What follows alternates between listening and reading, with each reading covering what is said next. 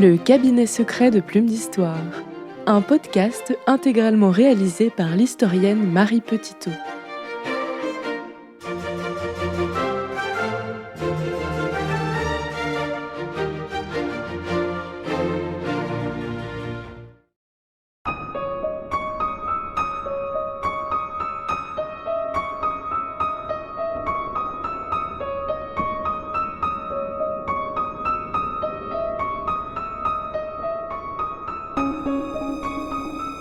Louvciennes, 10 janvier 1791, 11h30 du soir.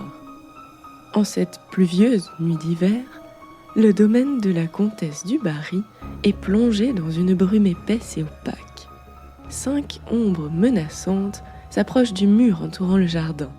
Jean-Baptiste Levet, Joseph Hamon, Joseph Harris, Jacob Moise et Joseph Abraham. Les 5 escrocs venus à pied depuis Paris sont prêts à mettre leur plan savamment prémédité à exécution.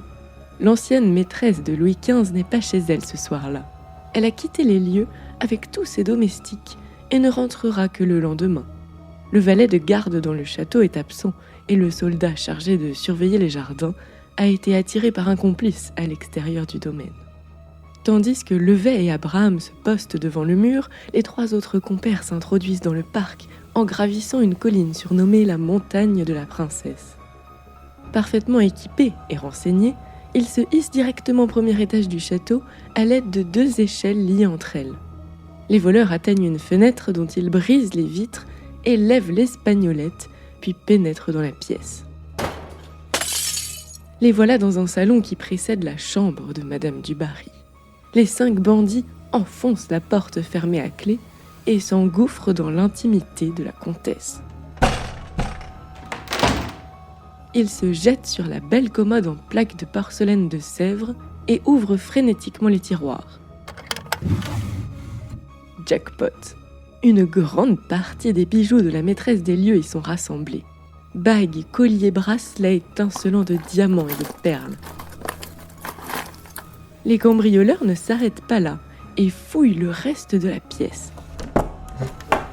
Ils s'emparent de quelques autres diamants dénichés dans un petit bureau, brisent en 1000 morceaux une boîte de cristal et quittent la chambre chargée de leurs trésors, encombrés de 2 chandeliers en or sous le bras. Laissant là leur échelle, les 3 voleurs rejoignent leurs complices, puis reprennent le chemin de Paris. Il est 7h du matin lorsqu'ils parviennent dans la capitale. Il fait encore nuit noire.